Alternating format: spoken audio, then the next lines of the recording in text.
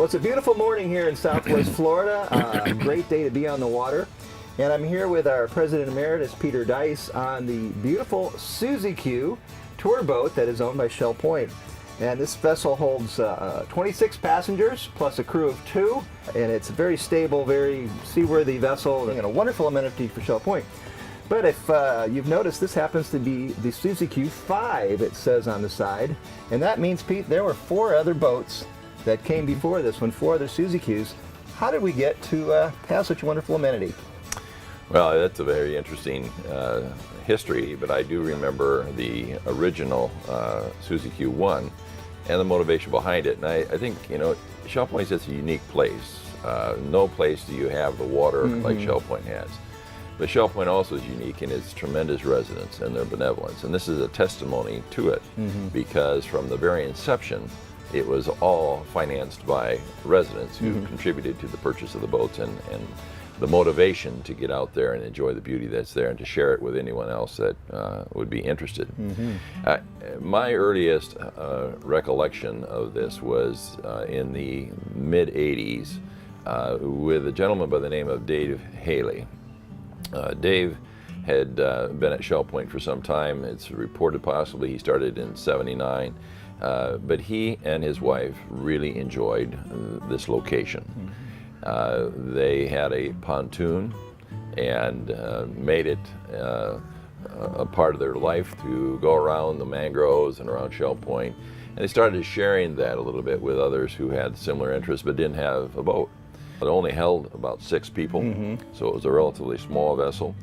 And about that time, Norm Wood, a new resident, came along and lived in Teledora. Norm was passionate about the pontoon and getting out in the water and enjoying the beautiful setting.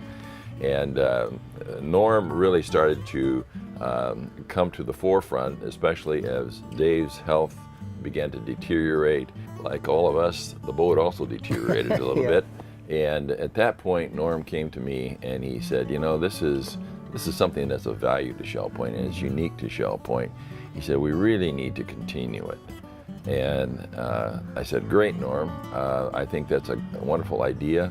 We decided, let's go out for a fundraiser. And Norm led that fundraiser by passion, not by skill, and was very convincing and was able to get the support through a fundraising program at Shell Point to buy a new boat.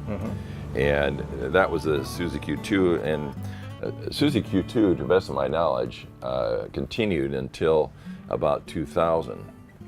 And when it was purchased, it had the intent in mind to expand the services by frequency and the number of people who can enjoy it. So I think that some of the narrators that are on our Suzy Q will talk of one of the funniest experiences I heard involving Norm as they were going through the mangroves, and Norm was in front narrating what they were seeing. The boat slowed down rather quickly and a bit of a wave hit it, and as Norm was talking he lost his balance and fell overboard. So it was a great learning experience. While the demand grew, they felt it was time to see if we could go out and get a little bit bigger boat. Suzy Q 3 I think had space for about 12 to 13 people, maybe a few more than that. I remember I was working in my office on a Saturday and Norm came to the window because the doors were locked and pounded on the window of my office, and he motioned to let him in. And what touched me was Norm said, I just got a call from Barbara Wood, and Barbara told me that she wanted to donate all the money that was necessary for the Suzy Q 3. And he started crying. Wow. He was so emotionally touched by this, and his joy of seeing this thing perpetuated and his ideas were going to become a reality. So what we see here again is the joy of a donor to benefit the residents based on the skill and commitment of individuals who are willing to operate it and to take the lead. So that leads us to the Suzy Q 4. Yep. There were starting to be some real intense interests in this project. mainly in the form of growing numbers of residents we had at Shell Point, but also their guests.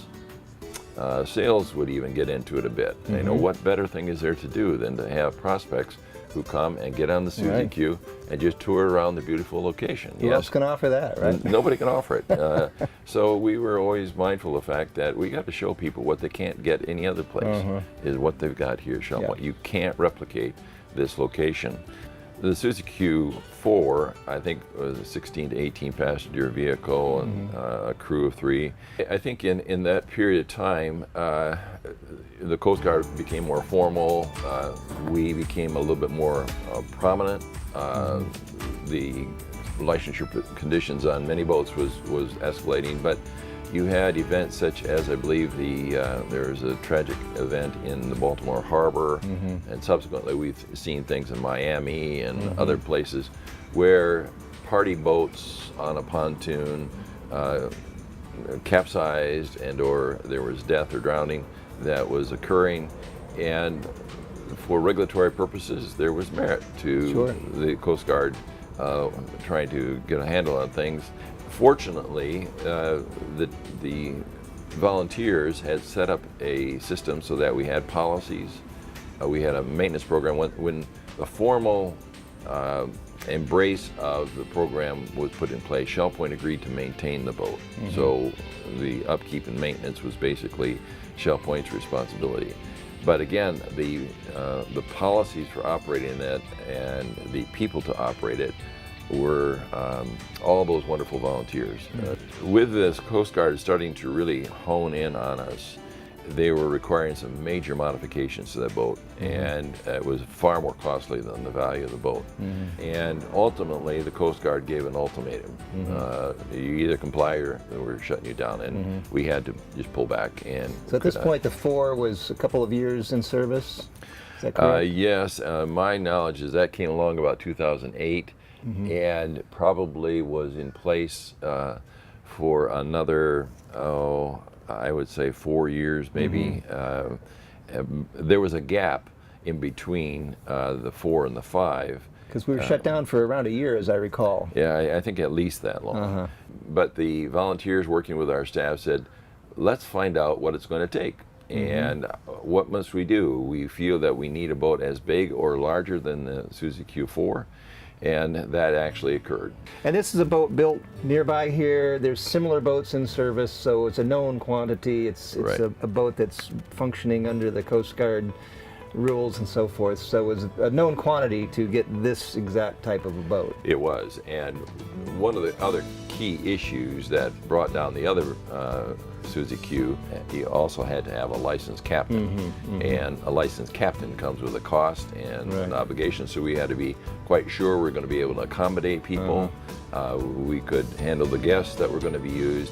So this vessel came along with a lot of attention to the local needs and the Coast Guard requirements and the interests of Shell Point, and working with the Coast Guard, finally got their sign off, and this is the boat that we have today. So what we have today is a much more substantial vessel than the Suzy Q4. It was quite a quantum leap, wasn't it? Yes, a huge leap from a technological perspective, and a size perspective, and an operating perspective. And legally, because it is Coast Guard licensed, it's quite beyond a recreational boat. It's a commercial boat. Many advantages for everyone to enjoy. It is, though, something that is built to handle the waters of this area and the accommodation of what it is that Shell Point wanted to do for the benefit of the residents. And I think continues to be just a marvelous benefit to our community, and emphasizes the uniqueness of our community. Water all the way around us, and why not enjoy it? Absolutely. That was the plea of Dave Haley when he got going. One other thing that intrigues me, and people have asked, is where did the name Suzy Q come from? I have no idea. Other than I would, if I had to guess, it was the name that Dave Haley had on his pontoon when he came to Shell Point, and that's what it was known. So he knows why it's called that. Yeah, maybe it's a daughter or a granddaughter. It may have been. I know it wasn't his wife's name, but it was something. He was a boatman. He probably had 10 of them in his life. but that's the best answer I can give, not that it's historically accurate. Right. Well, there we go, folks. Short history of the Suzy Q, a wonderful testament to not only five generations of boats, but 5 generations of donors, of volunteers, of passionate folks who have wanted to share the wonderful water around Shell Point with all of you. And that's something that I encourage you to do. If you haven't been on the Suzy Q, book a trip, get out here, enjoy the water. If you've been before, I'm sure you'll want to go again and bring your family and your friends. So here's to enjoying the beautiful wonder of God's creation around Shell Point.